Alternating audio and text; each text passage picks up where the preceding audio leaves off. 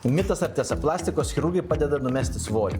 Tai sveiki, mėly sekėjai, mes esam plastikos chirurgai, mano vardas yra Andrius, o mano kolega Tautvydas. Ir šiandien pakalbėsim apie mitus, bandysim vieną kitą mitą sugriauti, o gal priešingai, gal sakysim, kad čia visai ne mitas.